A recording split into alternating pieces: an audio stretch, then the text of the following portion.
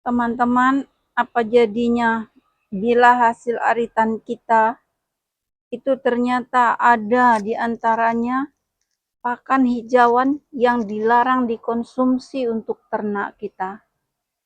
Mau tahu apa saja? Baik, ikuti.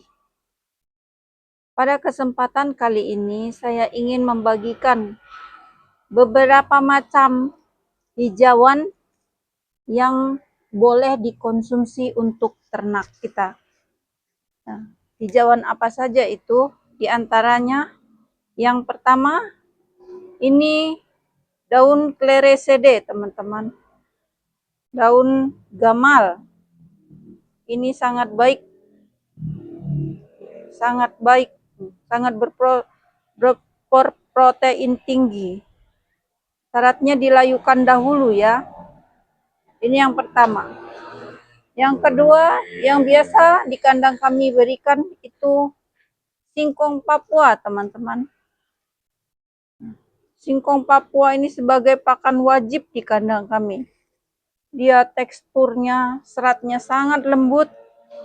Bahkan cempe yang masih umur berapa minggu pun dia sudah mau makan ini. Ini membuat pertumbuhan ternak kita auto cepat besar, singkong Papua. Dan yang ketiga, ini ada singkong biasa, yang biasa kita makan itu, teman-teman, yang biasa kita sayur. Dan singkong ini biasanya ada dua macam. Ada yang bertangkai merah ya, seperti ini. Ada yang bertangkai hijau. Kalau yang bertangkai merah ini, teman-teman, itu sangat aman dikonsumsi secara langsung. Tapi yang bertangkai hijau itu alangkah baiknya kita layukan dahulu sebelum diberikan pada ternak. Dan yang selanjutnya ini adalah sebagai pakan utama di kandang kami, itu singkong karet, teman-teman. Singkong karet ini daunnya lebar-lebar. Ini cepat mengenyangkan buat ternak. Ini sebagai pakan utama di kandang kami. Dan baik, yang selanjutnya saya akan memberikan ini daun alpukat, teman-teman. Tapi ini sebagai pakan tambahan. Karena tidak setiap hari kami memberikannya ini. Bila saja ada tetangga yang mempruning daunnya, maka kami ambil, kami berikan pada ternak kami. Ini sangat disukai oleh ternak. Dan yang selanjutnya, teman-teman, ini saya sering memberikan daun yang disebut lamtoro, lamtoro gung atau lamtoro pete Cina. Ini manfaatnya sangat banyak untuk sebagai obat cacing alami. Nah, ini proteinnya sangat tinggi. Tapi jangan sering-sering ya, teman-teman. Ini bila dicampur-campur itu lebih baik dengan rambanan yang lainnya. Setiap kali pemberiannya itu usahakan dicampur-campur, jangan satu macam saja. Itu nutrisinya akan saling melengkapi satu dengan yang lain. Dan yang selanjutnya yang bisa diberikan pada ternak ini, diantaranya ini, daun jambu batu. Dia ini sangat bermanfaat sekali di saat ternak kita mencret, teman-teman. Jangan panik, jangan diantar ke dokter.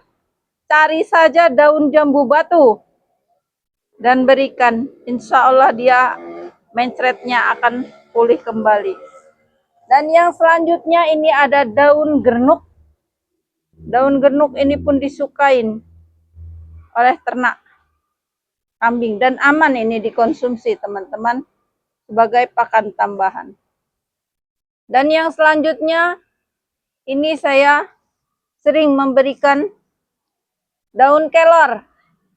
Daun kelor ini dapat julukan si raja nutrisi karena nutrisinya yang sangat tinggi, teman-teman. Dari daunnya ini bisa untuk segala untuk cempe, ibu yang hamil, ibu menyusui, Dan asal teman tahu, bila pohon kelor yang sudah udah tua itu biasanya berbuah dan ada bijinya. Bijinya itu sangat bermanfaat untuk pacekan kita, teman-teman, agar stamina-nya sebagai pacekan dia tetap bagus, agar dia tetap menjadi pejantan tangguh. Dan yang selanjutnya ini saya biasa memberikan daun dadap. Daun dadap serep nih. Dadap serep. Dan yang selanjutnya ini ada daun salam. Daun salam ini rasanya sepet, teman-teman. Bila dicampurkan dengan rambanan yang lain pasti dimakan habis. Tapi bila hanya cuma ini saja, dia akan sepet rasanya. Dan yang ini daun rambutan nih. Ini sebagai pakan tambahan karena jarang-jarang kita memetiknya, kecuali kalau ada yang mempruning, ada yang memotong pohon rambutan atau tunas-tunasnya kita ambil. Dan yang selanjutnya ini dia, saya sering memberikannya itu daun pisang. Segala macam jenis pisang itu boleh, teman-teman, diberikan pada ternak kita ya. Daun pisang ini si penetral, dia penetral nutrisi. Dia memang tidak mengandung protein, tetapi dari kandungan nutrisi yang lainnya dia sangat banyak. Mau jenis pisang apapun itu boleh saja diberikan, teman-teman, tidak bermasalah. Mau daunnya, mau pisangnya yang masih hijau, atau pisangnya yang sudah matang, itu mengandung vitamin dia untuk ternak. Dan yang selanjutnya yang biasa saya berikan di kandang kami, ini ada rumput pacong, teman-teman. Saya membudidayakan rumput pacong, rumput odot juga. Dan yang selanjutnya ini ada rumput ini. Dia rumput ini mirip seperti rumput pacong, mirip seperti rumput odot, tapi dia badannya lebih kecil dan tidak sebesar rumput pacong dan tidak segemuk rumput odot. Tapi ini disukain. Ini sering tidak perlu ditanam. Ini bijinya kemana-mana itu tumbuh langsung. Apalagi kalau habis hujan. Waduh, tumbuh. Dan yang selanjutnya saya biasa memberikan rumput odot. Ini setiap hari saya memberikannya rumput odot atau pacong. Dicampur dengan rambanan yang lainnya. Baiklah teman-teman, sekian dulu ya. Masih banyak lagi rambanan yang biasa saya berikan kepada ternak saya. Kita lanjut di lain kesempatan. Kritik dan sarannya agar channel ini tetap berjalan. Terima kasih.